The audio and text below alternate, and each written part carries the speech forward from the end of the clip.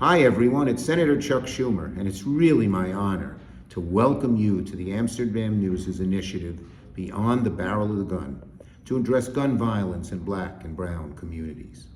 I want to thank the publisher of the Amsterdam News, my dear friend for 30 years, the indefatigable Eleanor Tatum, for convening everyone virtually this afternoon. And through my work as your senator and as majority leader, I've had the privilege of meeting so many people fighting to improve their communities in different ways. I love the fighters, the people who care about the community and are willing to put time, energy, effort, and sometimes even their lives on the line to make our communities safer. Fighting climate change, fighting for affordable housing, fighting for the freedom of the press. But of course, few people have moved me more and touched me as deeply as the fathers and mothers and brothers and sisters, aunts, uncles, friends, who are fighting to end the scourge of gun violence in their communities, because they have felt the pain and sorrow that it brings firsthand. Several years ago, I was introduced to the concept of community violence intervention and the women and men who pioneer ways to keep our communities safe. Some of the people I've met and worked closely with, you'll hear from later in the panels today.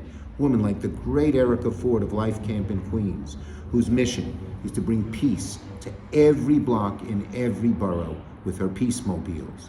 And I was proud to support her work in the past 2 federal budgets, getting her funding for more of these peace mobiles. You'll hear from Jackie Rowe Adams of Harlem Mothers Save, who lost 2 children to gun violence. But instead of cursing the darkness, closing off her heart to the world, she decided to light a candle. That's biblical, that's saintly, that's what the scriptures tell us. And be a beacon in the darkness to others who have lost loved ones. Like many other mothers, including my dear, dear friend, the wonderful Aressa Williams, not Another Child and Fellowship Tabernacle, Jackie turned her sorrow into a solution. She turned her passion, her pain into a passion. And women like Jackie and Erica give me the strength to work with all. And it's from women like Jackie and like Erica, upon which I draw my strength and my faith so that we can cure the violence in our communities by letting our communities lead the way through the darkness and giving them the resources they need, which is my job. I believe in them with my heart, with my soul. And that's why I delivered nearly $7 million, that's $7 million in last year's federal budget, to empower our CVI groups in here in New York. They get the money directly, not through some state or some city or some office, directly to them, because they know how to spend it best. And at my insistence, we created the first ever federal funding program to support CVI intervention, $375 million, to help spread what we're doing in New York and a few other cities around the country. So our kids see the right path. There's a better path than gangs. There's a better path than guns. There's a better path than shooting.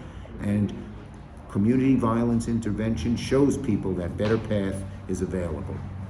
Because the data is clear, community intervention works, especially in tandem with traditional policing, to address problems before the trigger is pulled, and we all need to do our part.